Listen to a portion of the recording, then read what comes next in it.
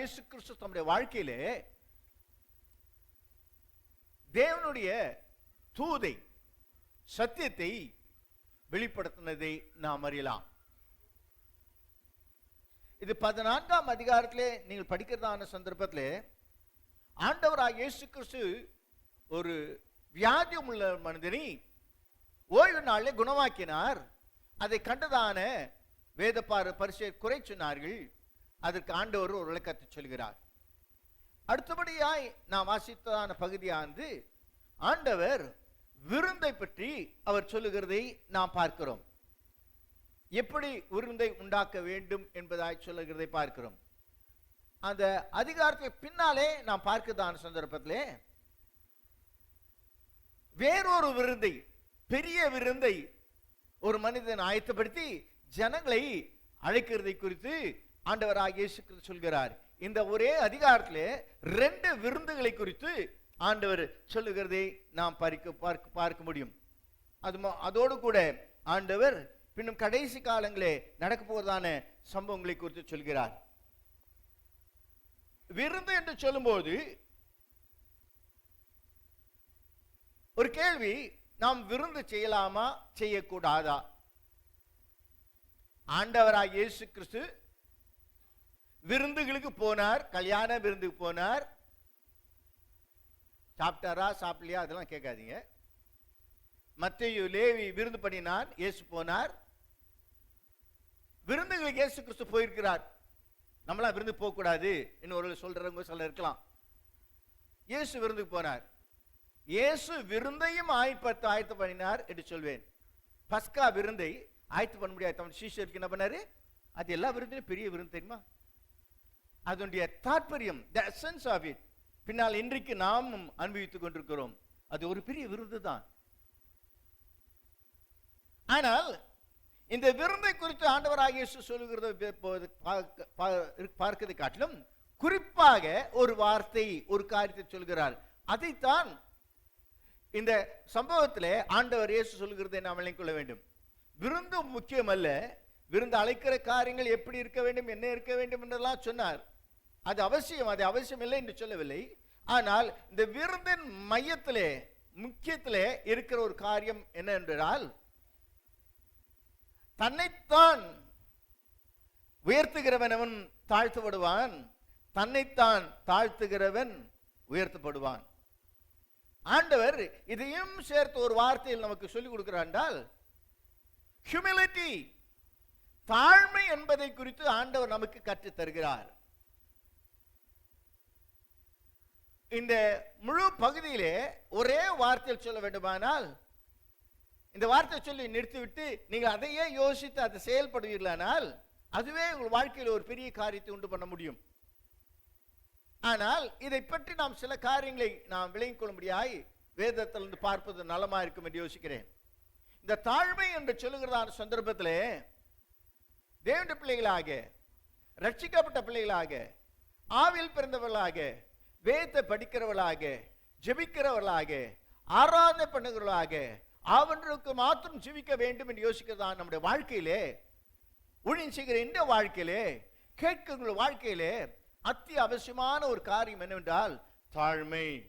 சொல்வோம், கொஞ்சம் இப்படி கையை கொஞ்சம் வச்சு சொல்லுவோம், எனக்கு தாழ்மை வேண்டும். தாழ்மை இருக்கிறதா இல்லையா என்றது வேற ஒரு காரியம். எனக்கு தாழ்மை வேண்டும், ஹியூமிலிட்டி எனக்கு அவசியமாக இருக்கிறது. இந்த தாழ்மை இன்மை என்னத்தை உண்டாக்கும் என்று சில காரியங்களை ஞாபகப்படுத்திவிட்டு, தாழ்மையை யார் யார் செய்தார்கள், உடையவர்களாக இருந்தார்கள் என்பதை உங்களுக்கு ஞாபகப்படுத்த வாஞ்சிக்கிறேன். ஏசாயா தீர்க்கதரிசி புத்தகம் 14ஆம் அதிகாரம் 14ஆம் வசனத்தில் வாசிக்கும் போது, ஐசையா chapter 14 verse 14, நான் மேகங்களுக்கு மேலாக ஏறுவேன், உன்னதமானவருக்கு ஒப்பாவேன் என்றும் நீ உன் இருதயத்தில் சொன்னாயே. ஆனாலும் நீ அகாதமான பாதாளத்தில் தள்ளுண்டு போனாய். வைத்துக் கொள்வோம். 13ஆம் வசனத்தை நீங்கள் வீட்டில் வாசித்துக் கொள்ளுங்கள். தேவன் ஒரு நபரை பார்த்து சொல்லுகிறார், நீ ஏறுவேன் என்று சொன்னாய் அல்லவா, உன்னை நான் கீழே தள்ளுவேன். தேவனுடைய ஸ்தானத்திற்கு, தேவனுடைய சிங்காசனத்திற்கு மேலேயும் ஏறுவேன் என்று தன்னை உயர்த்த ஒரு நபர் அல்ல, ஒரு தூதன். ஆண்டவருடைய சமூகத்தில் தேவ தூதரெல்லாம் இருக்கிறார்கள். கேருபின், சேராபின்கள், இன்னும் மற்ற அநேகமான தூதர்கள் இருக்கிறார்கள். அந்த தூதர்கள் எல்லாம் தேவனை சேவிக்கும் போது, அவரை வணங்கும் போது, அவர்கள் தங்கள் முகத்தை மூடிக்கொண்டவர்களாக, 2 சட்டிலாக தங்கள் கால்களை முடியளவாக அவர்கள் பரிசுத்தர் பரிசுத்தர் என்று துதிக்கிறதான நபர்களாயிருந்தார்கள். இந்த தூதர் மத்தியிலே காபிரியேல் என்று சொல்லுகிறதான தூதன் செய்திகளை கொண்டு போகிறதான ஒரு தூதனாயிருந்தான். மிகாவேல் என்று சொல்லப்படுகிறதான ஒரு தூதன் ஆண்டவருடைய ஆலோசனைப்படி யுத்தம் பண்ணுகிறவனாயிருந்தான். இவைகளுக்கு மேலாக இன்னொரு தூதன் இருந்தான். அவனுடைய பெயர் லூசிபர். தேவனுக்கு முக்கியமான பணிவிடை செய்கிறதான ஒரு நபராய் அவன் இருந்தான். அவன் தனக்குள்ளே தேவனால் சிருஷ்டிக்கப்பட்டவன். லூசிபர் என்று சொல்லப்படுகிறவன் தேவனுக்கு சமூகத்தில் ஆராதனை மற்ற எல்லா காரியத்தையும் பார்த்ததானவன். நான் என்னை உயர்த்துவேன், என்னை மேன்மைப்படுத்துவேன் என்று தன்னை தேவனுக்கு சமமாய், தேவனுக்கு கீழே இருந்ததான சிருஷ்டி, a creation, a creature, ஒரு சிருஷ்டிப்பு தனக்கு தன்னை உண்டாக்கின மேலே உயர்த்துவேன் என்று சொன்னான். அன்று முதல் அவனுடைய வீழ்ச்சியை தேவன் அவனுக்கு உண்டாக்கினார். முதலாவது தேவன் சமீபத்தில் இருந்ததான் அவன். தேவன் கபால் பட்டவனாயிருந்தவன் அல்ல, ஒரு மனிதன் அல்ல. தேவன் சமீபத்தில் இருந்தவன். தன்னை உயர்த்தின போது, தன்னை தாழ்த்தாதபடி தன்னை உயர்த்தினதான சொல்லும் போது அவனுக்கு என்ன உண்டானது பார்க்கிறோம்? வீழ்ச்சி உண்டாயிற்று என்பதாய் பார்க்கிறோம். நம்முடைய வாழ்க்கையிலே பெருமை, தாழ்மைக்கு முரணான காரியங்கள் ஏற்படுமானால் நாம் மிக கவனமாக இருக்க வேண்டிய அவசியம் உண்டு. வேதத்தில் பார்க்கும்போது வாசிக்க வேண்டாம், அப்போஸ்தலர்களை வாசிக்கிறோம். உசியா அகிரிப்பா ராஜா பேசுகிற சந்தர்ப்பத்தில் அவன் பேசுகிற வார்த்தைகளை கேட்டதான ஜனங்கள் இது தேவனுடைய சத்தம் என்று சொன்னார்கள். ஜனங்கள் தேவனுடைய சத்தம் என்று சொன்ன போது அவன் தனக்குள்ளே பெருமை கொண்டதனாலே அவனுக்கு நடந்து முடிவேன் என்பதை நாம் அறிவோம். உசியா ஒரு நல்ல ராஜா, ஆண்ட ஜனங்களிலே மிகவும் பிரதானமான ஒரு மனிதன். அநேக நன்மையான காரியங்கள் செய்தான். ஆனால் ஒரு காரியம், தான் ராஜாவாய் இருக்கிற நிலை விட்டு நான் அடுத்து இன்னொரு காரியம் கடந்து போவேன் என்று சொல்லி அவனுடைய சொல்ல வேண்டுமானால் உள்ளான பெருமை நிமித்தமாக நான் தேவ சமூகத்தில் போய் தூபங்காட்டுவேன் என்று போய் பண்ணினான். தூபங்காட்டின அவனை கர்த்தர் அடித்தார். அவன் வெளியே வர வேண்டியதாயிற்று. உலகத்திலே மேன்மை கொள்வதும் சரியல்ல, தெய்வ சமூகத்திலும் தன்னை உயர்த்தி காண்பிக்கிறது சரியல்ல என்பதை நாம் மறுத்து கொள்வோம். நாம் தாழ்மை உள்ளவர்களாய் இருக்க வேண்டும், தாழ்மை உள்ளவர்களாய் இருக்க வேண்டும். வேதத்தில் தாழ்மை உள்ளவர்களாய் இருந்ததான் நாட்களை குறித்து உங்களுக்கு ஞாபகப்படுத்த வாஞ்சுகிறேன் சிலரே. ஆனால் இந்த தாழ்மை குறித்தான மற்ற காரியங்களை விளங்கிக்கொள்ள கர்த்தர் கிருபை தருவாராக. பிரதர்ஸ் வாசிப்போம். ஆதியாகமம் 18ஆம் அதிகாரம் 27ஆம் வசனம். Genesis chapter 18 verse 20.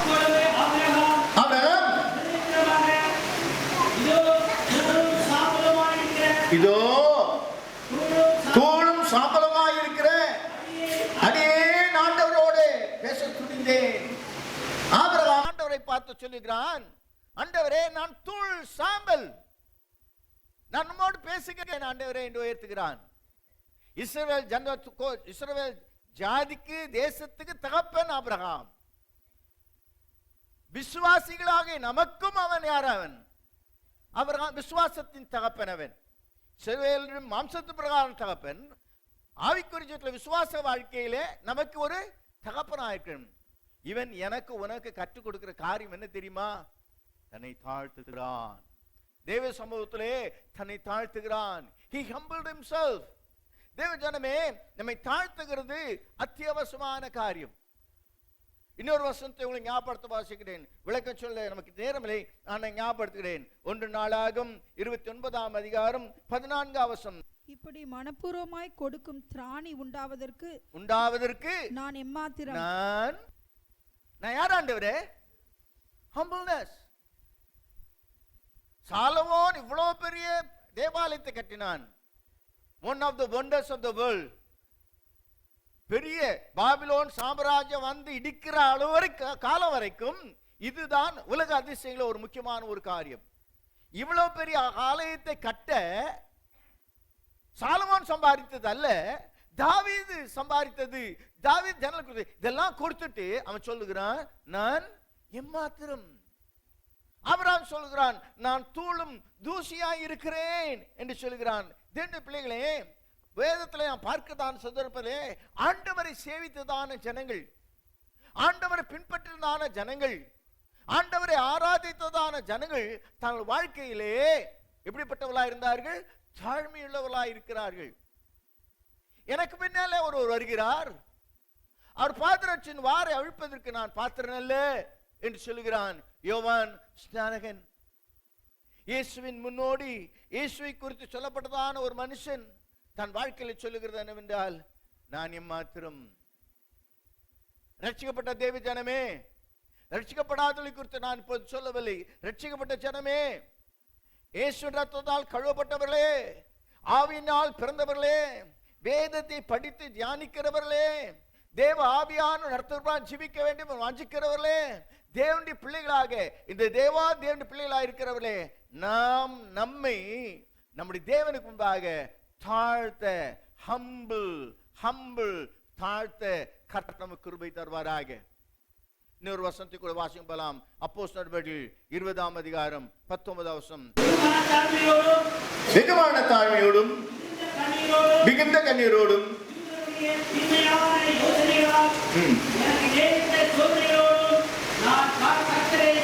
நான் கர்த்தரை சேவித்தேன். வெகுமான தாழ்மையோடு மிகுந்த கண்ணீரோடு நான் தேவனை, வேதத்திலிருந்து தேவனை சேவித்ததான ஆட்கள் தாழ்மையாய் இருந்தார்கள் என்பதை குறித்து நாம் பார்க்கிறோம். மற்ற 12 அப்போஸ்தலர் முக்கியமானவர்கள் தான், இல்லை என்று சொல்லவில்லை. ஆனால் அவர்களை காட்டிலும் இவன் விசேஷித்தமானவன்.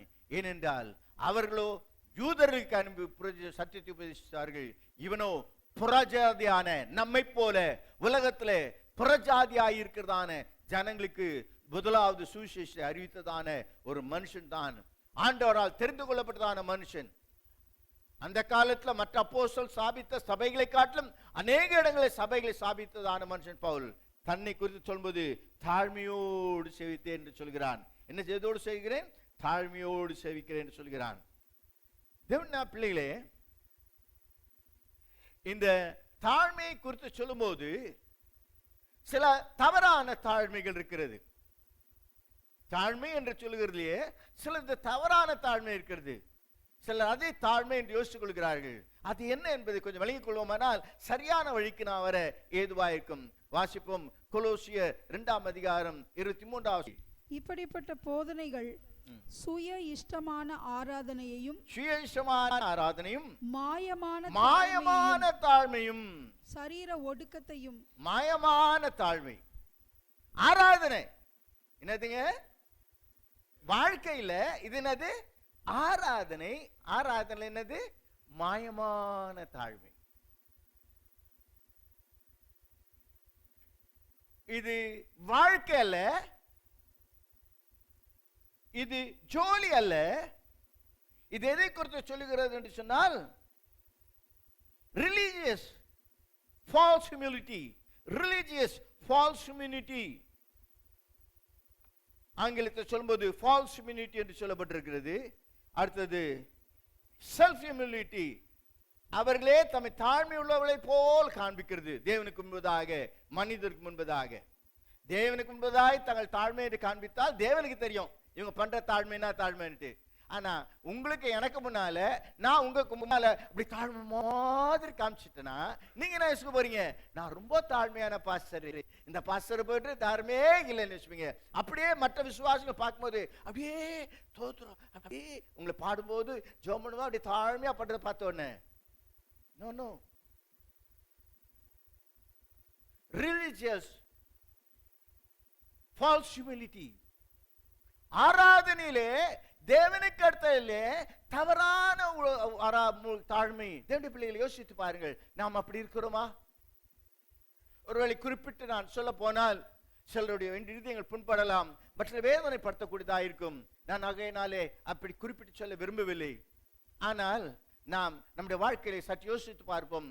மாயமான தாழ்மையோடு ஆராதிக்கிறதான ஜனங்கள் யார் இருக்கிறார்கள்? மனிதர் காண வேண்டும் என்பதாக, யார் காண வேண்டும் என்பதாக? தேவன் பார்க்க முடியாது. தேவன் மனிதன், மனிதன் தேவன், மனிதர் காணும்படியாக மாயமான மனுஷன் பார்க்கிறாங்கன்ற உடனே ஒரு விதமான ஜெபம், ஒரு விதமான உடை, ஒரு விதமான செயல்கள், ஒரு விதமான பேச்சுகள். தேவனுடைய பிள்ளைகளே, மாயமான ஒரு இருதயம், மாயமான வெளியிடங்கமான காரியங்கள் தேவன் ஒரு காலம் அன்று ஏற்றுக்கொள்கிறதே இல்லை. தேவன் நமக்குள்ளே உண்மையான ஒரு தாழ்மையை எதிர்பார்க்கிறவராயிருக்கிறார். தாழ்மை என்று சொல்லும்போது இன்னொரு காரியத்தை உங்களுக்கு ஞாபகப்படுத்த வாஞ்சிக்கிறேன். Humbleness is not low esteem of yourself. Humble not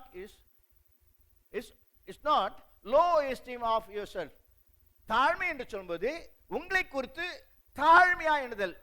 எனக்கு முடியாது, எனக்கு வராது, நான் ஒண்ணும் முடியாது, நான் வாழ்க்கையில முன்னேற முடியாது, நான் பைபிள் படிக்க முடியாது, நான் ரட்சிக்கப்பட முடியாது, நான் ஜெபம் பண்ண முடியாது, நான் சபைக்கு வர முடியாது, நான் எதுவுமே செய்ய முடியாது. சிலருக்கு இருக்கு. என்னன்ட்டு எந்த வாழ்க்கையில் இருக்காங்க? யோசிக்கிட்டு அவங்க என்ன பண்றாங்க? False humility. தங்களை தம்மராய் அவர்கள் யோசிக்கிறதான ஒரு காரியம். நீங்கள் உங்களை பெருமையாக யோசித்துக் கொள்ளுங்கள் என்று நான் உங்களுக்கு சொல்லவில்லை. தவறாய் உங்களை குறித்து எனக்கு படிப்பு வராது, எனக்கு எழுத வராது, நான் போன இந்த இன்டர்வியூல எனக்கு வேலை கிடைக்காது, நான் பாஸ் ஆக மாட்டேன், எனக்கு உண்மையே வராது, என் வாழ்க்கை அப்படிதான், என் லக்கே அதுதான், என் அதிர்ஷ்டமே அதுதான், நான் இப்படிதான் இருப்பேன். நோ நோ நோ, அது தவறு. நீங்கள் யார் என்று கொள்வது அவசியமானது. இன்னொரு சொன்ன humility is not thinking less, but thinking of yours less, thinking of yourself less. நீங்கள் உங்களை கொஞ்சம் குறைவாக எண்ணிக்கொள்கிறது அவசியம் என்று சொல்கிறார். குறிப்பாய் இந்த தாழ்மை என்று சொல்லுகிறதை அனுபவம் உடையவர் சொல்லுகிறார்கள். இது எல்லா மனுஷனும் தானாய் வர முடியாது. It should be learned. அது கற்றுக்கொள்ளப்பட வேண்டிய அவசியம் உண்டு. இந்த தாழ்மை என்பது ஒரு பிறந்த ஒரு நபருக்கோ அல்லது உலகத்தில் வந்ததான ஒரு நபருக்கோ தானாய் வருகிறதில்லை. அது ஒரு நபர் என்ன செய்ய வேண்டிய அவசியம் உண்டு? வாழ்க்கையிலே, கிறிஸ்துவ வாழ்க்கையிலே கற்றுக்கொள்ள வேண்டும். அந்த தாழ்மையை கற்றுக்கொள்ள வேண்டும். எப்படி கற்றுக்கொள்வது என்பதை குறித்து சில காரியங்களும் அதை செய்வதனால் இருக்கிற காரியங்களுக்கு உங்களுக்கு ஞாபகப்படுத்துகிறேன். வாசிங்கள் பார்க்கலாம். லூக்கா பிலிப்பியருக்கு நிருபம் 2ஆம் அதிகாரம் 8ஆம் வசனம். அவர் மனுஷ ரூபமாய் காணப்பட்டு, மரண பரியந்தம், அதாவது சிலுவையின் மரண பரியந்தம் தன்னைத்தானே தாழ்த்தினார். ஆண்டவராய் இயேசு கிறிஸ்து a real example, the right example for humility. தாழ்மைக்கு நான் கற்றுக்கொள்ள வேண்டும் என்று சொன்னேன் அல்லவா? அந்த தாழ்மை நான் கற்றுக்கொள்வதற்கு எனக்கு மாதிரி முதலாவது பாஸ்டர் அல்ல, அந்த எல்டர் கிடையாது, அந்த விசுவாசி இல்ல. நீங்க எங்களை பார்த்து போனீங்கன்னா நீங்க தேவையான இடத்துக்கு போயிடுவீங்க. உண்மையான தாழ்மையை கற்றுக்கொள்ள யார் இடத்துல வர வேண்டிய அவசியம் உண்டு? ஆண்டவராகிய இயேசுவின் இடத்திலே வர வேண்டிய அவசியம் உண்டு. அவர் தம்மை தாமே பிறப்பிலிருந்து மரண வரைக்கும் தம்மை தாழ்த்தினார். I repeat it. His humility, his humbleness from his birth. பரலோகத்தில் இருக்கும் போது அல்ல, இந்த பூலோகத்தில் மனுஷனாய் வந்த நாள் முதற்கொண்டு மரண பரியந்தம் அவர் தம்மை என்ன பண்ணினார்? தாழ்த்தினார். உங்களுக்கு நன்றாக தெரியும், இன்னும் சீக்கிரம் சில நாட்களிலே கிறிஸ்து பிறந்த நாளை கொண்டாட போகிறோம். இயேசு என்றைக்கு பிறந்தார் என்று தெரியாது, ஆனால் நிச்சயம் இயேசுநாதர் பிறந்தார். அது யாரும் மறுக்கவே முடியாது. அவர் பிறந்த போது அவர் எந்த இடத்தில் பிறந்தார் என்று சொன்னால் ஊரை சொல்லலாம், இடத்தை சொல்ல முடியாது. இன்றைய வரைக்கும் எனக்கு வைத்து வழங்குற வரைக்கும் எந்த ஊர்ல பிறப்பார் என்பது தெரியும், எந்த இடத்துல பிறப்பார் என்பது குறித்து சொல்லப்பட்டில்லை.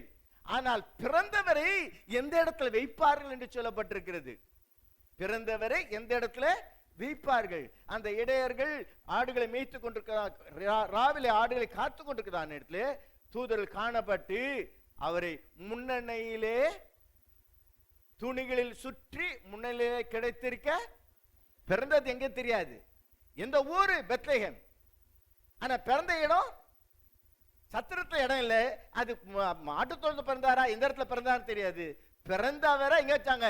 முன்னணியிலே கொண்டு வந்து வைத்தார்கள். இன்றைக்கு கூட ஏசா பிறந்த இடம்னு சொல்லி பெத்லகேம்ல ஒரு ஆலயம் இருக்கு, அந்த இடத்துல ஸ்டார் போட்டு வச்சிருக்கு. அந்த ஸ்டார் லைட் இருந்துச்சுன்னு சொல்லி அது வந்தது 2 வருஷத்துக்கு பின்னால. வேத ஆராய்ச்சியாளர் பிரகாரம் ஞானிகள் வந்த போது பிள்ளையை கண்டார்கள், குழந்தையை காணவில்லை. ஞானிகள் யாரை கண்டார்கள்? குழந்தையை பார்க்கவில்லை. யாரை கண்டார்கள்? பிள்ளையை கண்டார்கள். மத்தேயு 2 சுவிசேஷம் 2ஆம் அதிகாரத்தில் அந்த சூரிய வெளிச்சம் பெற்ற, அந்த சந்திர வெளிச்சம் பெற்றது என்பதாக இன்றைக்கும் ஒரு இடத்துல ஆலயத்தில் அந்த இடத்தை வைத்து மெழுகு வைத்துக் கொண்டு கொளுத்துகிறார்கள். அது பெற்றிப்பது எனக்கு விளக்கமில்லை. முக்கியமானது அவருடைய பிறப்பிலே இருந்து அவர் எப்படிப்பட்டவராய் இருந்தார்? தாழ்மையுள்ளவராய் தன்னைத்தான் தாழ்த்தினார். அவருடைய தாழ்மையை குறித்து வாசிக்கும் போது வாழ்க்கையின் ஒவ்வொரு இடங்களை பார்க்கிறதான சந்தர்ப்பத்தை தாழ்மையானது வெளிப்பட்டது. தேவனுடைய பிள்ளைகளே, இப்படி ஒரு சொன்னார், இந்த வார்த்தை வியூக்கு இஷ்டமில்லை, ஆனால் சொன்னதை சொல்கிறேன். He borrowed a womb, he borrowed a boat, he borrowed a tomb. அவர் பிறப்பதற்கு கடனாக கடன் வாங்காதீங்க, வட்டி கடன் வாங்காதீங்க, வட்டி கடன் கொடுக்காதீங்க. அதான் borrowed சொல்ல வேணாம் நான் யோசிச்சேன். ஆனா ஒரு வேத பண்டிதர் சொன்னாரு, he borrowed a womb, he borrowed a boat, he borrowed a tomb. Colour கூட அவரு கிடையாது, அரிமத்தை ஊரானாகிய யோசேப்புடைய கலரை கொண்டாந்து அதுல என்ன பண்ணாங்க? வச்சாங்க. வச்சா கூட அது உள்ள இல்லை, அது கடந்து போகட்டும். ஆண்டவரா இயேசு கிறிஸ்து அவர் என்ன பண்ணாரு? பிறந்தார் என்று சொன்னேன். பிறந்தவர் லூக்கா சுவிசேஷம் 2ஆம் அதிகாரம் 51ஆம் வசனத்தை வாசிக்கத்தான் சந்தர்ப்பத்திலே தான் தாய் தகப்பனுக்கு என்ன பண்ணாரு? கீழ்ப்படிந்து. என்ன படிந்து? என்ன படித்தாரு? சொல்லுங்களேன் பிள்ளைங்களை, கொஞ்சம் அம்மா அப்பா கொஞ்சம் சத்தமா சொல்லுங்க. பெற்றோருக்கு ஸ்தோத்திரம். போன வாரம் பேசினேன், ஞாபகத்தில் வந்துருக்கு மறுபடியும். பிள்ளைகளே பிள்ளைகளே பெற்றோருக்கு இது சத்தமா சொல்லுங்க. அல்லாட்டினாது ஜாக்கிரதை. உங்க அம்மா அப்பாவை பேட்டி பேசாத. பாஸ்டர் என்ன சொல்றீங்க? எப்படிங்க ஜாக்கிரதை சொல்றீங்க? சாபம் போடுறீங்க? நான் சாபம் போடல, பைபிள் சொல்லுது. உன் வாயை உன் தகப்பனு தாய்க்கு மேல திறக்கிறதுக்கு ஜாக்கிரதை. ஆனா காலம் பொல்லாதா இருக்குது, வாயை திறந்தாப்பல கையவே தூக்கிடுறாங்க. பிள்ளைங்க யார் தூக்கிடுறாங்க? பொய்ய சொல்லல, உண்மை சொல்றேன். கிறிஸ்தவங்க, ரட்சிக்கப்பட்டவங்க. பிள்ளைகளே, உங்க பெற்றோருக்கு யார் கீழ்ப்படிஞ்சாரு? யார் கீழ்ப்படிஞ்சா? இயேசுநாதர் கீழ்ப்படிச்சாரு. சொல்லுங்களேன் தயவு செய்து, யார் கீழ்ப்படிச்சாரு? ஏன் தாழ்த்தினாரு? அப்பா அம்மாவுக்கு தாழ்மை வரணும்னா என்ன வேணும்? கீழ்ப்படுத்தல் வேணும். பிள்ளைகள் கீழ்ப்படிங்க அப்படின்னு அப்பா அம்மா அடாவடித்தனம் பண்ணணும். என்ன வேணா செய்யணும் நான் சொல்லல. நான் பெற்றோருக்குரிய சட்டங்கள் இருக்கு வேதத்துல. ஒரு வாரம் பேசினேன், ஆனா மறுபடியும் ஞாபகம் வருது. கட்டாயம் பிள்ளைங்க பெற்றோருக்கு என்ன பண்ணணும்? கர்த்தருக்குள்ளே. கர்த்தரை விட்டு வேற ஏதாவது சொன்னாங்களா கீழ்ப்படியாதீங்க. என்னப்பா அப்படி சொல்றீங்க? நாம் கீழ்ப்படிய வேண்டும். இயேசுநாதர் தன் தகப்பனுக்கும் தாய்க்கும் என்ன பண்ணாரு? கீழ்ப்படிந்தார். ஆண்டவர் இயேசு கிறிஸ்து நான் ஊழியம் கொள்ளும்படி வராமல் ஊழியம் செய்யும்படி வந்தார். அப்போ என்னத்தை காண்பிக்கிறது? அவருடைய தாழ்மையை காண்பிக்கிறது. தாழ்மையை காண்பிக்கிறது. ஆண்டவராய் இயேசு கிறிஸ்து 5 அப்பம் 2 மீனை அவர்கள் ஆசீர்வதித்து கொடுத்தார், புசித்தார்கள். புசித்த உடனே கூட்ட ஜனங்கள் அவரை யாராவாக்க முயற்சித்தார்கள்? ராஜாவாக்க. யோவான் 6ஆம் அதிகாரத்தில் வாசிக்க வேண்டாம். அவர் யாராக்க முயற்சித்தார்கள்? இயேசு அந்த இடத்திலிருந்து அவருடைய தாழ்மை, அவருடைய தாழ்மை. நானா இருந்தா என்ன பண்ண? இல்ல வேணாம் என்ன பண்ணாதீங்க, வேணாங்க. ஆனா மெதுவா தள்ளி போய் சீட்ல உட்காந்துக்குவேன். நான் என்னங்க, நீங்க தானே. இயேசுநாதர் தம்மை என்ன பண்ணினார்? சொல்லுங்க. இயேசுநாதர் தம்மை சொல்லுங்க. இயேசுநாதர் தம்மை அவரே தாழ்த்தினார். நீ யாரு? அவரே தாழ்த்துவாரானால் நீ யார்? உன் வாழ்க்கையிலே தாழ்மை அவசியம். I'm not insulting you, I'm exalting you to be humble in your life. உங்கள் வாழ்க்கையிலே நீங்கள் தாழ்மையா இருக்க கர்த்தருக்குள் நான் உங்களை உற்சாகப்படுத்துகிறேன், பலப்படுத்துகிறேன், வழியை காண்பிக்கிறேன். இது எப்படி தொடங்க வேண்டும் என்று சொன்னால், இந்த தாழ்மை கற்றுக்கொள்ள வேண்டும் என்று சொன்னேன் அல்லவா? இந்த தாழ்மை எப்படி நான் தொடங்குவது, எங்கிருந்து தொடங்குவது என்று சொன்னால், it starts from salvation. அது ரட்சிப்பிலே இருந்து தொடங்குகிறது இந்த தாழ்மை. 2 மனிதர்கள் தேவாலயத்தில் ஜெபம் பண்ணும்படியாய் போனார்கள். ஒரு மனிதன் தன்னுடைய கைகளை வெடித்து வானத்தை அண்ணாந்து பார்த்து ஜெபித்தான். வாசிக்க இங்கே நேரம் கிடையாது. லூக்கா இந்த சுவிசேஷம் 18ஆம் அதிகாரத்தில் வாசிக்கிறோம். ஒரு மனுஷனோ தன் கண்களை ஏறெடுக்க துணியாமல் தன் மார்பில் அடித்துக் கொண்டு பாவியாகிய என் பேரில் கிருபையாயிரும் என்று ஜெபித்தான்.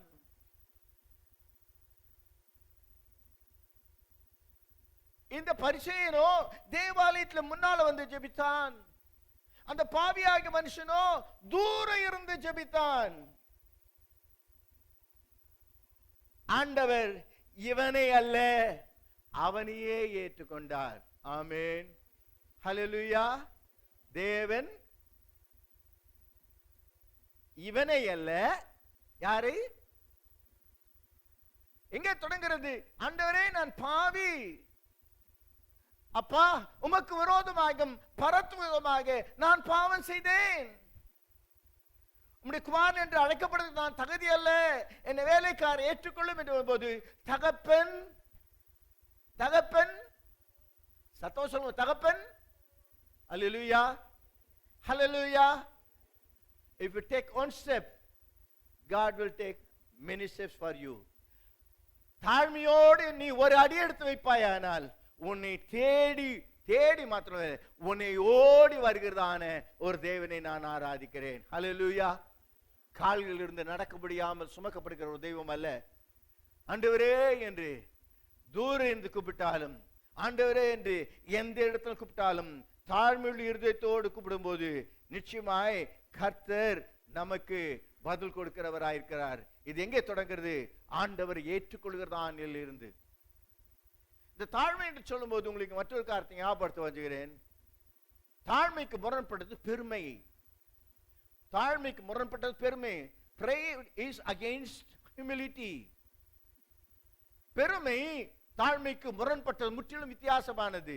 யார் ஒரு பெருமையா இருக்கிறார்களோ தாழ்மையா இருக்க முடியாது. யார் தாழ்மையா இருக்கிறார்களோ அவர்கள் பெருமையை மேற்கொள்ளக்கூடியவர்களாக இருப்பார்கள். இந்த தாழ்மை என்று சொல்லும் போது ஆண்டவர்கிட்ட வரும்போது, மனம் திரும்பி வரும்போது, ஆண்டவர் ஏற்றுக்கொள்ளும் போது வருகிறதான ஒரு காரியம். அடுத்தபடியாக தாழ்மையை நான் எப்படி என் வாழ்க்கையிலே அனுபவிக்க வேண்டும் என்று சொன்னால் 2 ராஜாக்கள் 22ஆம் அதிகாரம் 19ஆம் வசனம். 2 Kings chapter 22 verse 19. நான் இந்த ஸ்தலத்திற்கும் அதன் குடிகளுக்கும் விரோதமாக அவர்கள் பாழும் சாபமும் ஆவார்கள் என்று சொன்னதை நீ கேட்டு உன் இருதயம் நம்முடைய இருதயம் என்ன ஆகணும்? இழகணும். ஹம்பிள் சொன்னா இருதயம் கெட்டியா இருக்கிறது இல்ல, ஹம்பிள் என்று சொன்னா இருதயம் என்ன பண்ணும்? அப்படியே உருகிடணும். தேவ வசனம் உனக்குள்ளே வரும்போது, நீ தனியாய் உட்கார்ந்து படிக்கும் போது, அல்ல குடும்பத்தில் உட்கார்ந்து படிக்கும் போது, அல்ல சபையில வந்து பார்க்கிறதான சந்தர்ப்பத்திலே, வார்த்தை உனக்கு வருகிறதான சந்தர்ப்பத்திலே, என்னை கேட்கிற சகோதரனே சகோதரியே, தாழ்மை எனக்குள்ள வரும்படியாக என் இருதயம் அது கேட்க கேட்க அது இழகுகிறதா இருக்கிறது. அல்லேலூயா, அல்லேலூயா. எப்பொழுது தாழ்மை வரும்? ஆண்டவரே நான் பாவி என்று சொல்லும் போது, ஆண்டவர் என்னை தாழ்த்தி வரும்போது என்னை ஆண்டவர் ஏற்றுக்கொள்கிறார், என் பாவங்களை மன்னித்து மறந்து விடுகிறார். அவருடைய பிள்ளையாய் என்னை ஏற்றுக்கொள்கிறதுனால மாத்திரமல்ல, என அனைத்து உரிமைகளை அநேகம் கொடுக்கிறவராயிருக்கிறார். அடுத்தபடியாக தேவ வசனம் உங்களை நோக்கி வரும்போது, தேவ வார்த்தையில நீ கேட்க, தினமும் படிக்க, தியானிக்க, அது படிக்கும்போது அந்த வசனத்தை கேட்டு நம்முடைய இருதயங்கள் should melt. அது என்ன பண்ணணும்? உருகணும். மழை பெஞ்சா களிமண்ணு இலகும், வெயில் அடிச்சா களிமண்ணு இருக்கும். களிமண்ணு வெயில் அடிச்சா களிமண்ணு கெட்டி ஆயிடும், மழை பெஞ்சா உருகும். நம்முடைய வாழ்க்கை தேவ வார்த்தை வரும்போது, தேவ வார்த்தை பேசும்போது நம்முடைய இருதயங்கள் இலக கர்த்தர் கிருபை தருவாராக. அன்றைக்கு பவுல் பேதுரு எழும்பி நின்று 11 கூட பிரசங்கம் பண்ணுகிறார். கேட்டபோது அங்கிருந்தான் ஜனங்கள் சொல்கிறார்கள், ஆண்டவரே நாங்கள் ரட்சிக்கப்பட என்ன செய்ய வேண்டும் என்று கேட்கிறார்கள். தேவனுடைய பிள்ளைகளே, நாம் தேவ வார்த்தை கேட்கும் போது நிர்விசாரமாய் கேட்க வேண்டாம். யார் பேசினால் நமக்கு என்ன? ஆண்டவர் பேசுகிறார். ஹல்லேலூயா, ஹல்லேலூயா. அவர் பிரசவம் அழகா ஒழுங்கிலையோ அதை பற்றி அவசியம் கிடையாது. ஆண்டவர் வசனத்தை சொன்னாரானால் கேளுங்கள். அவருடைய கதையை சொல்லிக்கொண்டு, அவருடைய சொப்பனங்களை சொல்லிக்கொண்டு, அவர் என்ன கேட்டதை சொல்லிக்கொண்டு, கற்பனை பண்ணதை சொல்லும் போது கேட்கிறதா இல்ல. யார் ஒருவர் தேவ வசனத்தை கேட்பார்களானால், என் வசனமாய் அல்ல தேவ வசனத்தை சொல்வார்களானால் அதை கேளுங்கள், அது அதிகமாய் கேளுங்கள், இன்னும் கேளுங்கள், வசனத்தை கேட்டுக்கொண்டே இருங்கள். வசனத்தை கேட்கும் போது கர்த்தர் நம்முடைய இருதயத்தை என்ன பண்ணுகிறவராயிருக்கிறார்? இளகி நம்முடைய வாழ்க்கையை மாற்றுகிறவராயிருக்கிறார். ஆவியில் எளிமுள்ளவர்கள் அவர்கள் அவர்கள் பாக்கியவான்கள். நம்முடைய ஆவி எளிமையாய் இருக்க தேவ ஆவியானவர் தேவ வசனமாந்து நமக்கு கிரீச்சிக்கிறதான சந்தர்ப்பத்திலே தேவ பிள்ளைகளே நமக்குள்ளே தாழ்மை வரும். தாழ்மை இல்லாவிட்டால், ஆண்டவரே என் இருதயத்தை நீ மாற்றும் ஐயா, ஒப்பு கொடுக்கிறேன் என்று கர்த்தரிடத்தில் நாம் கேட்போமாக. கர்த்தர் இப்போது கூட நமக்கு கிரியை செய்ய வல்லவராயிருக்கிறாரே. விசுவாசத்தை கொண்டு ரட்சிக்கப்பட்டீர்கள். இது உங்களால் உண்டானது அல்ல, இது தேவனுடைய ஈவு. இது தேவனுடைய ஈவு. It's a grace of God. It's a gift of God.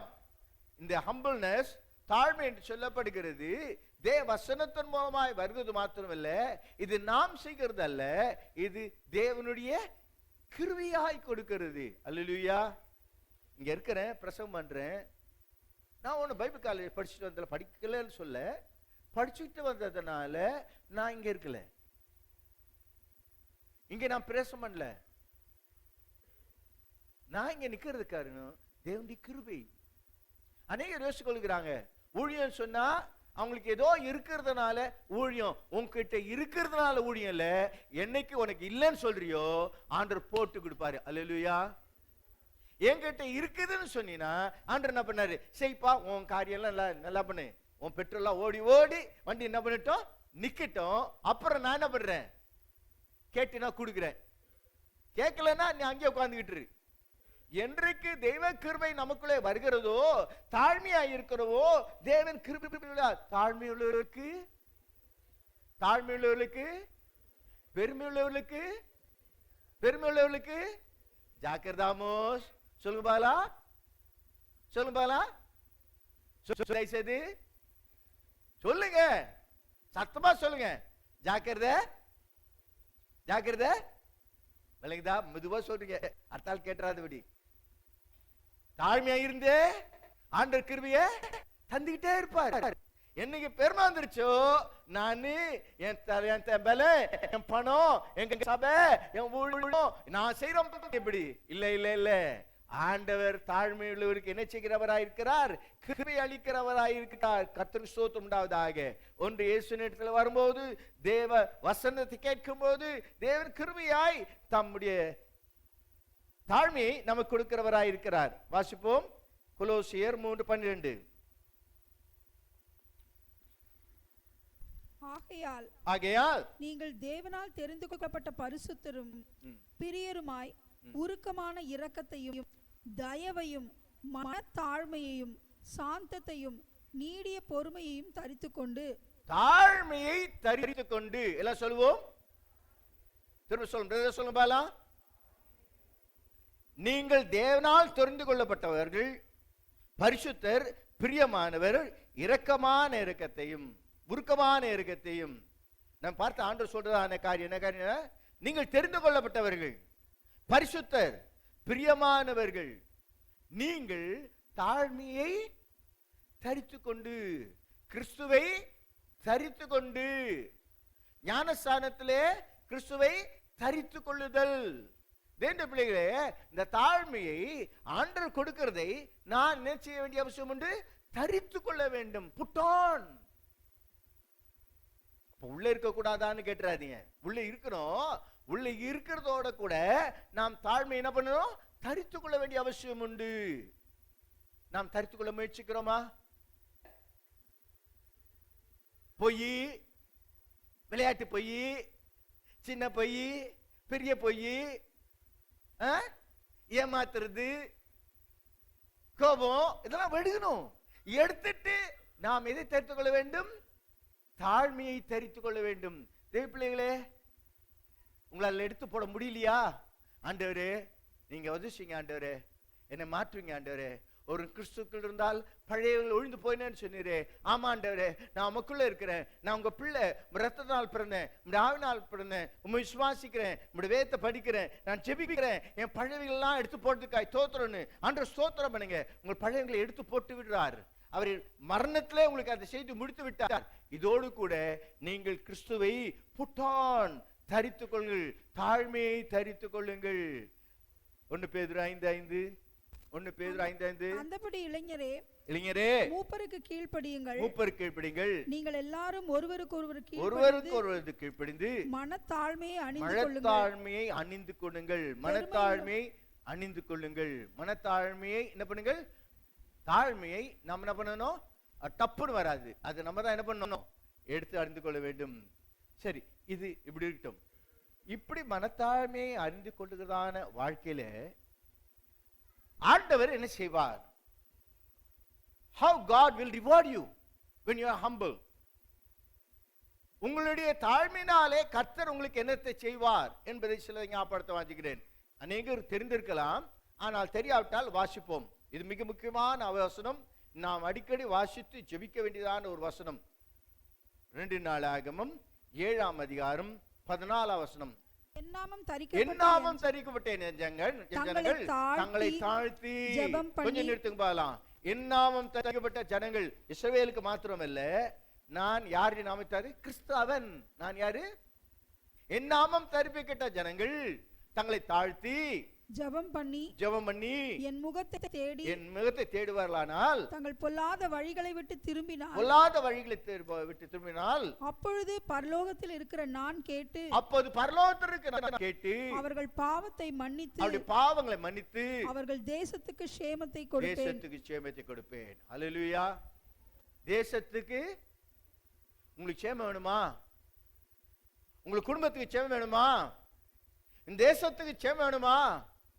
தேவநாம தரிப்பட்ட ஜனங்கள் கர்த்தரை நோக்கி ஜெபிக்க வேண்டும், தங்களை தாழ்த்தி ஜெபிக்க வேண்டும். ஹல்லேலூயா.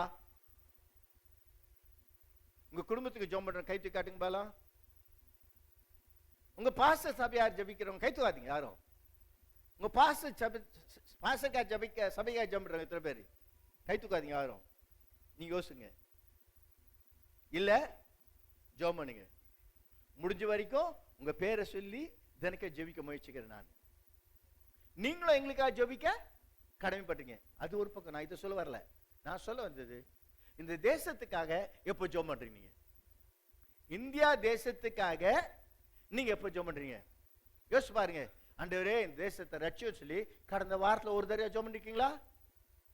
கடந்த மாசத்துல ஒரு முறையாவது ஜெபம் பண்ணிருக்கீங்களா? ஆண்டவரே இந்த தேசத்தை ரட்சி, ஆண்டவர் தேசத்துல என்ன பிறக்க வச்சிருக்கிற ஆண்டவரே, தேசம் அங்கே நம்முடைய தேசத்துக்கு யார் ஜெபிக்கணும்? நான் ஜெபிக்கணும். எனக்கு போது ஆச்சரியமா இருக்கு. பாஷா அறியாம, ஆகாரம் தெரியாத எத்தனை வெள்ளக்காரு இந்த தேசத்திற்கு தங்க தேசத்தை விட்டு காலத்துல இப்ப பிளைன்ல ஊருன்னு பண்றாங்க. அந்த காலத்துல ஒரு மாசம் கப்பல்ல வரணும். கப்பல்ல வரும்போது செத்து போயிடுவாங்க. இந்த தேசத்துக்கு வந்து கஞ்ச குடிச்சு கூழ குடிச்சு நடந்து போய், இன்றைக்கு பஸ் இருக்குது, எல்லார் கையிலும் டூ வீலர் இருக்குது, பையன்க கையிலேயே டூ வீலர் இருக்குது. நடந்து போய் மாட்டு வண்டியில போய் கிராமமாய் சுற்றி திரிந்து தேசத்துக்காக தப்பா அவங்க தலைவிதியா இது நம்ம வார்த்தை சொல்லுவாரா? ஆனா இந்த அன்பு, ஆண்டவருக்கு கொடுத்த அன்பு, எத்தனை வெள்ளைக்காரு இந்த தேசத்துல வந்து செத்து மண்ணோடு மண்ணா போயிட்டாங்க. சிலருக்கு கலர் இருக்கு, சில கலர் கூட இல்லையே. அந்த தேசத்துக்காரு இந்த ஜாதி இல்ல, இந்த ஜனம் இல்ல, இந்த பாஷை இல்ல, இந்த ஜனத்துக்காக இவ்வளவு அன்பா இருக்கிறாங்க. நம்ம தேசத்துக்காக நான் ஜெபிக்க வேணாமா? எனக்கு, என் மனைவிக்கு, என் பிள்ளைக்கு, என் பேர பிள்ளைக்கு, மருமக்களுக்கு ஜெபிச்சுக்கிட்டே உட்கார்ந்துருந்தா என்ன அர்த்தம்? தேவ ஜனமே, நம்மை தாழ்த்தி நம்முடைய தேசத்துக்காக ஜெபிக்க கர்த்தர் கிருபை தருவாராக. ஹல்லேலூயா. இந்த தேசம் கிறிஸ்தவ தேசம் மாறணும்னு யோசிக்காதீங்க. இந்த தேசம் கிறிஸ்தவர்கள் ஆளணும்னு யோசிக்காதீங்க. யார் வேணா ஆண்டு போட்டோம். இந்த ஜனங்கள் எல்லாம் இயேசுவே தேவன் என்று அறிய, இயேசுவே ரட்சகர் என்று அறிய, இந்த ஜனங்கள் எல்லா பிசாசும், எல்லா மந்திரம் தந்திரம் விக்கிராராதனை விட்டு ஒன்றானுமை தேவனாக எவரும் அவருடைய குமாரனா இயேசு கிறிஸ்துவை அறிவதே நித்திய ஜீவன் சொல்லப்பட்டிருக்கிறது அல்லவா? எதற்காக ஜெபிக்க நாம் கடமைப்பட்டிருக்கோம். ஹல்லேலூயா, ஹல்லேலூயா. சும்மா ஜெபிக்க கூடாது, தம்மை தாழ்த்தி ஜெபிக்க வேண்டும். ஹல்லேலூயா, ஆமென். நீ கேட்ட உங்களுக்கு ஒவ்வொரு சொல்றேன். நான் இதுக்கு முன்னால் சொல்லி நான் உங்களுக்கு ஞாபகப்படுத்துறேன். ஆனா இது எத்தனையோ வருஷங்களாக நான் தேசத்துக்காக ஜெபித்து வருகிறேன், இந்திய தேசத்துக்காக ஜெபித்து வருகிறேன். நீங்களும் ஜெபிங்க. ஆண்டவரே தேசத்தை உம்மை ஆராதிக்க தேசமாய் மாற்ற வேண்டும் என்று படிக்கும்போது, கேள்விப்படும் போது எனக்கு வெக்கமா இருக்கு, துக்கமா இருக்கிறது. ஒரு காலத்துல கிறிஸ்தவ தேசங்கள் அறியப்பட்ட ஐரோப்பிய தேசங்கள், ஒரு காலத்து கிறிஸ்துவ தேசம் அறியப்பட்டதான மற்ற எத்தனையோ மேற்கத்திய தேசங்களே இன்றைக்கு 20%, 30%, சில இடம் 50% தான் கிறிஸ்தவர்களா இருக்கிறாங்க. எத்தனையோ பேர் கிறிஸ்தவர்களா இருக்கிறாங்க. சுவிசேஷன் தேசம் கொண்டு வந்தவங்கள அநேகர் இன்றைக்கு தேவனை ஆராதிக்கிறவர்களா இருக்கிறார்கள். தேவ ஜனமே, நாம் ஜெபிப்போம். நம்முடைய தேசத்தையும் இந்த உலகத்தையும் கர்த்தர் ரட்சிக்கும்படியாக. ஹல்லேலூயா. நாம் என்றைக்கு ஜெபிக்கிறோமோ கர்த்தர் நமக்கும் நம்முடைய தேசத்துக்கு சேமத்தை அனுப்பார். ஹல்லேலூயா. உங்களுக்கு ஆசீர்வாதம் வேண்டுமானால் நீங்கள் என்ன பண்ண வேண்டிய அவசியம் உண்டு? தேவ நோக்கி ஜெபிக்க ஆண்டவர் கிருபை தருவாராக. தாழ்மையோடு ஜெபிக்க கர்த்தர் கிருபை தருவாராக. கர்த்தருக்கு ஸ்தோத்திரம் உண்டாவதாக. யாக்கோபு 4:6. அவர் அதிகமான கிருபையை அளிக்கிறாரே, அதிகமான கிருபை அளிக்கிறாரே. ஆதலால் தேவன் பெருமை உள்ளவர்களுக்கு எதிர்த்து நிற்கிறார், தாழ்மை உள்ளவர்களுக்கோ தாழ்மை உள்ளவர்களுக்கு கிருபை இல்ல, அதிகமான கிருபை கொடுக்கிறார். கிருபை வேண்டுமங்களுக்கு கிருபையின் மேல் கிருபை வேணுமா? ஜெபம் பண்ணீங்களா? ஆண்டவரே எனக்கு பலத்தின் மேல் பலன், தப்பு இல்லை, எனக்கு கிருபையின் மேல் கிருபை வேணும். ஆண்டவரே எனக்கு அதிகமான கிருபை வேணும். ஆண்டவருக்கு என்று ஜீவிக்க, ஆண்டவர் குளிர்ச்சி எனக்கு அதிக கிருபை வேணும். என்றைக்கு நம்மை தாழ்த்துகிறோமோ கர்த்தர் அதிகமான கிருபை தங்க கொடுக்கிறவராயிருக்கிறார். இன்னும் 2 வசனம் சொல்லி நான் முடித்துக் கொள்கிறேன். தேங்க்யூ. நித்தியவாசியும் பரிசுத்தர் என்கிற நாமம் உள்ளவருமாகிய மகத்துவமும் உன்னதமானவர் சொல்லுகிறார், உன்னதத்திலும் பரிசுத்த ஸ்தலத்திலும் வாசம் பண்ணுகிற நான், உன்னதத்திலும் பரிசுத்தத்திலும் வாசம் பண்ணுகிற நான் பணிந்தவர்களின் ஆவியை உயிர்ப்பிக்கிறதற்கும், நொறுங்கினவர்களின் இருதயத்தை உயிர்ப்பிக்கிறதற்கும், நொறுங்கினவர்களுடைய இருதயத்தை உயிர்ப்பிக்கிறதுக்கும், நொறுங்குண்டு பணிந்த ஆவி உள்ளவர்களிடத்திலும் வாசம் பண்ணுகிறேன். பணிந்த ஆவி உள்ளவர்களிடத்தில் என்ன பண்ணுகிறார்? தாழ்மை உள்ள கர்த்தர் என்ன பண்றாரு? வாசம் பண்ற, நமக்குள்ள வாசம் பண்ணுவார். என்னைக்கு தாழ்மை எனக்குள்ள இருக்குதோ, கர்த்தர் எனக்குள்ள பெருமை இருக்குதோ, கர்த்தர் என்ன பண்ண மாட்டாரு? அந்த இடத்தை விட்டு போயிடுவார். கடைசியா சொல்றேன், தாழ்மையுள்ளவருக்கு ஆசீர்வாதம், பெருமையுள்ள கர்த்தரை எதிர்த்து இருக்கிறார். வாசிக்க வேண்டாம். தானியேல் புஸ்தகம் வாசிக்கும் போது பாபிலோன் சாம்ராஜ்யத்தின் அதிபதியாகிய நேபுகாத்நேச்சார் நான் உண்டு பண்ண என் ராஜ்யம் என்று சொன்னான். நான் உண்டு பண்ணின என்ற ராஜ்யம். என்றைக்கு நான் உண்டு பண்ணின, நான் ஏற்படுத்த ராஜா என்று சொன்னானோ, ஆண்டவர் அவனை கீழே என்ன பண்ணினார்? அவன் என்ன பண்ணினார்? தாழ்த்தினார். அப்போஸ்தலர்களை வாசிக்கிறோம். அன்றைக்கு அகிரிப்ப ராஜா தன்னை உயர்த்தினான். கர்த்தர் அன்றைக்கு அடித்து இறக்கினார். இன்றைக்கு உலகத்தின் ராஜாக்கள் நான், என் தேசம், நான் ஆளுவேன் சொல்கிறார்கள். நான் குறை சொல்கிற விஷயங்கள் நான் யாரையும் சொல்லவில்லை. எந்த ஒரு நபர் இது என்னுடைய அதிகாரம் என்று சொல்கிறார்களோ, ஒரு நாள் வரும் கர்த்தர் கீழே என்ன பண்ணுவார்? இறக்கி போடுவார். ஆனால் யார் ஒரு கர்த்தர் சமூகத்திலே தாழ்த்தி வருகிறார்களோ, ஆண்டவர்களுக்கு இறங்குவார். வாசிக்க நேரம் கிடையாது. 4ஆம் புஸ்தகத்தில் வாசிக்கும் போது மனாசே என்ற ஒரு ராஜா இருந்தான். அவனுடைய தகப்பன் எசேக்கியா ராஜா பக்தியுள்ளவனாயிருந்தான். அவன் பக்தியாயிருந்தனால் கர்த்தர் அவனுக்கு அநேக அற்புதங்களை செய்தார். ஆனால் மனாசே விக்கிர ஆராதனைக்காரனா இருந்தார். கர்த்தர் அது நிமித்தமாக அவனுக்கு தண்டனை கொடுக்குவதாக தேவன் தீர்மானித்திருந்தார். ஆனால் மனாசே தன்னை தாழ்த்தி கர்த்தரிடத்தில் தேடினான். கர்த்தரின் நியாய தீர்ப்பு தடைப்பட்டது. இன்னொரு காரியத்தை ஞாபகப்படுத்துகிறேன். வாசிக்க நேரம் கிடையாது. 1 ராஜாக்கள் 18ஆம் அதிகாரத்தில் வாசிக்கும் போது ஆகாப் ராஜா இருந்தான். ஆண்டவர் நியாய தீர்ப்பு மேல் வைத்திருந்தார். அவன் மனம் திரும்பி ஆண்டவரே என்னை தாழ்த்தினான். ஆகாப் மேல் தான் நியாய தீர்ப்பு என்ன பண்ணிட்டு மாறிட்டு. என்ன சொல்லுகிறேன்? நான் என்று சொல்லுகிறதான் அவருடைய நிலை வேறு. நான் தவறு செய்தேன் ஐயா. எந்த ஒரு நபர், எந்த ஒரு தகப்பன், எந்த தாய், எந்த பிள்ளை என்னை தாழ்த்துகிறேன்னு சொல்கிறார்களோ, எந்த அதிபதி தன்னை தாழ்த்துகிறார்களோ, கர்த்தர் அவர்களுக்கு மன்னித்து இறங்குகிறவராயிருக்கிறார். தாழ்மையுள்ளவர்களுக்கு கர்த்தர் கண்ணு முடிஞ்ச பண்ணுவோம்.